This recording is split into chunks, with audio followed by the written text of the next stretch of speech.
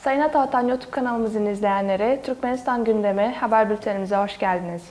Bültenimizdeki haber başlıkları: Türkmenistan Devlet Başkanı'ndan Birleşik Arap Emirlikleri'ne tebrik mesajı. Türkmenistan parlamentosunun milletvekillerinin %26'sını kadın milletvekilleri oluşturdu. Ve son haberimiz, Atavatan Türkmenistan dergisi şiir yarışması düzenleyecek. İlk haberimiz, Türkmenistan Devlet Başkanı'ndan Birleşik Arap Emirlikleri'ne tebrik mesajı.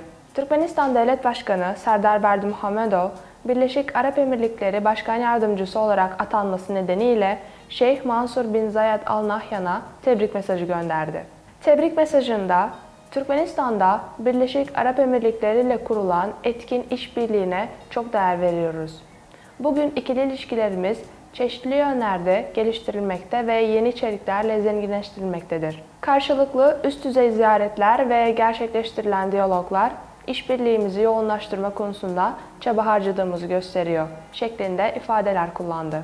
Türkmenistan Devlet Başkanı, Türkmenistan Birleşik Arap Emirlikleri ilişkilerinin gelişimine kişisel katkılarından dolayı Başkan Yardımcısı Şeyh Mansur bin Zayed Al Nahyan'a teşekkür etti. Aynı zamanda Türkmen halkının milli lideri, Halk Maslahatı Başkanı Guruanlı Berdimuhamedov, Birleşik Arap Emirlikleri Başkan Yardımcısı olarak atanması nedeniyle Şeyh Mansur bin Zayed Al Nahyan'a tebrik mesajı gönderdi. İkinci haberimiz, Türkmenistan parlamentosunun milletvekillerinin %26'sını kadın milletvekilleri oluşturdu. Geçtiğimiz 26 Mart 2023 tarihinde Türkmenistan parlamento seçimleri gerçekleştirildi. Pek çok yabancı örgütten uluslararası gözlemcilerin katıldığı seçimin sonuçlarına göre seçilmiş milletvekillerinin %26'sını kadın milletvekilleri oluşturdu. Bakanlar Kurulu toplantısında yapılan açıklamada, Türkmenistan parlamentosunun 7. dönem milletvekilliğine seçilmiş 125 vekilin 32'sini kadınlar oluşturuyor. İl Halk Maslahatı üyeliğine kadınların %29'u, ilçe Halk Maslahatı üyeliğine kadınların %30'u ve konsey üyeliğine kadınların %28 oranı oluşturuyor.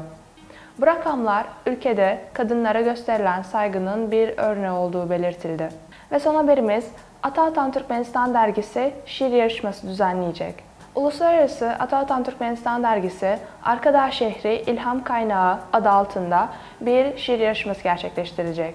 Yarışma, Türkmenistan'da inşa edilen Arkadağ şehrinin ilk etabının açılış törenlerine ithaf edilmiştir. Makul Hizmet Tercüme Merkezi ve Atavatan Danışmanlık Tercüme Ltd şirketinin sponsorluğunda yapılacak yarışmaya yurt dışında da bulunan Türkmen vatandaşları katılabilir. Her bir yarışmacı yalnızca bir şiire katılabilir.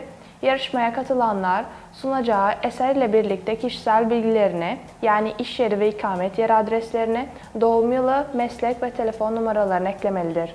Yarışmaya sunulan şiirler jürinin ilk incelemesini geçtikten sonra Uluslararası Atavatan Türkmenistan dergisi web sitesinde yayınlanacaktır.